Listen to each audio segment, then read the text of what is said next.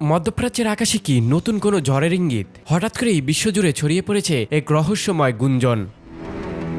ইসরায়েলের প্রধানমন্ত্রী Benjamin Netanyahu কি মারা গেছেন নাকি গুরুতর আহত হয়েছেন? এই প্রশ্নই এখন ঘুরছে আন্তর্জাতিক গণমাধ্যমে। ইরানের আধা সরকারি বার্তা সংস্থা তাসনিম নিউজ জানিয়েছে, হিবুবাসী বিভিন্ন সূত্রের বরাতে এই গুঞ্জন দিন দিন আরও জোরালো হচ্ছে।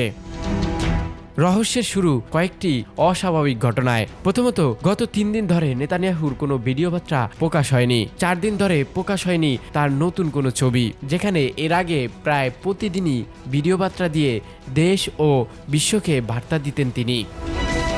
দ্বিতীয়ত, 8ই মাসের পর থেকেই নেতানিয়াহুর বাসভবনের নিরাপত্তা কয়েক গুণ বাড়ানো হয়েছে। বিশেষ করে আত্মঘাতী ড্রোন হামলা ঠেকাতে নেওয়া হয়েছে সর্বোচ্চ সতর্কতা। তৃতীয়ত, হঠাৎ করেই বাতিল করা হয়েছে ডোনাল্ড ট্রাম্পের জামাতা ড্যারেন কুশানার এবং বিশেষ দূত স্টিভ উইটকফের ইসরায়েল সফর। কেন এই হঠাৎ সিদ্ধান্ত? উত্তর মেলেনি এখনো। চতুর্থত, ফরাসি প্রেসিডেন্ট ম্যানুয়েল ম্যাক্রোর সঙ্গে নেতানিয়াহুর ফোন আলাপের খবর প্রকাশ হলেও সেখানে উল্লেখ করা হয়নি কথোপকথনের নির্দিষ্ট তারিখ। ফলে প্রশ্ন উঠেছে, আসলে কি ঘটছে ইসরায়েলের ক্ষমতার অন্দরমহলে?